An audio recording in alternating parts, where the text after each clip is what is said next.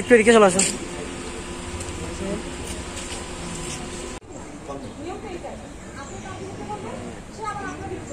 যে এটা উনি অন্যায়ভাবে করছেন। 1 ঘন্টা জাঙার মধ্যে উনি প্রায় আরো 2 হরা বেশি মানে 8 হরা জাঙা দখল করেছেন। উনি আমাকে ওইটা মীমাংসা করার জন্য বাধ্য করেছেন।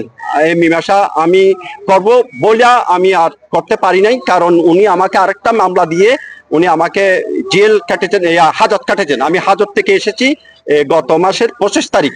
আমি এখন আবার আমি যখন এই মামলা উনি আমার বিপক্ষে যখন ইয়া দেন, কানুনগো মহোদয় যখন আমার বিপক্ষে দেন, উনি টাকার কারণেই দিয়েছেন, কারণ উনি টাকা সঠিক মতো টাকা পান নাই, সে কারণেই উনি আমার বিপক্ষে রিপোর্ট দিয়েছেন। আমি কানুনগো মহোদয়ের যেই রিপোর্টের জন্য আমার মতো হাজার হাজার লোক, অসহায় লোক হাজত খাটবে এবং অসহায় থাকবে। কিছু কর্মকর্তা কর্মচারী আছে যারা হচ্ছে নামজারির নির্দিষ্ট অ্যামাউন্টের বাইরেও, সরকারি চার্জের বাইরেও কিছু টাকা দাবি করে আর কি। তো এক একজন এক এক অ্যামাউন্টের ব্যাপারে অভিযোগ করেছেন। তো এগুলো যাচাই করার জন্য মূলত এখানে আসি।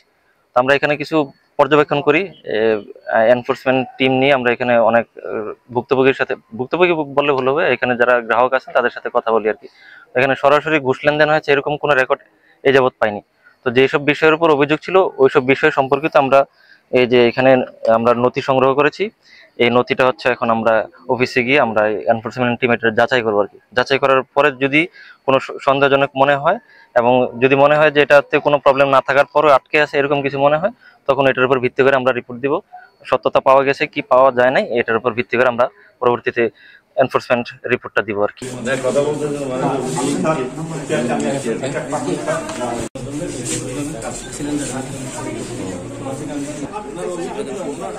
আমরা